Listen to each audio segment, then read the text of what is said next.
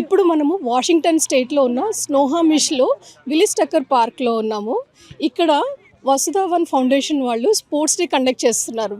మీరు వెనక చూస్తే ఎంతోమంది వచ్చి ఇక్కడ ఉత్సాహంగా పార్టిసిపేట్ చేస్తున్నారు.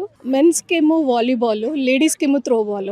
ఇక్కడ వన్ ఆఫ్ ద ఫౌండర్ దివ్య దగ్గుపాటి గారు, ఆమెను అడిగి ఇంకా ఈ స్పోర్ట్స్ డే గురించి మనం ఎన్నో విషయాలు సేకరిద్దాము. ఈ స్పోర్ట్స్ డే మాకు ఎంతో ఆహ్లాదకరంగా ఉంది చూడడానికి. మేము కూడా పార్టిసిపేట్ చేయాలనిపిస్తోంది.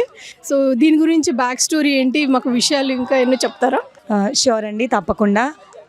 సో బేసికలీ వసుధావన్ ఫౌండేషన్ పెట్టడానికి యొక్క కారణం, దాని ఫిలాసఫీ వసుదైవ కుటుంబకం, అంటే the world is one great family అని.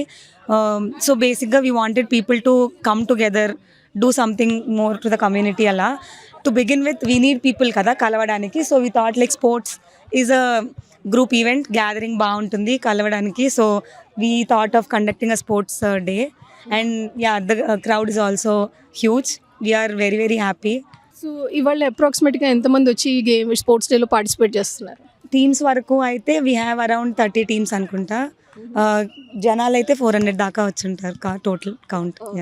సో ఇక్కడ ఏందో ఫుడ్, ఇక్కడ గెలిచిన వాళ్ళకి కప్స్ ఇవ్వడము, ఇవన్నీ ఆర్గనైజ్ చేయడానికి మీకు ఎంతో ఖర్చు ఉంటుంది. మీదేమో నాన్ ప్రాఫిటబుల్ ఆర్గనైజేషన్.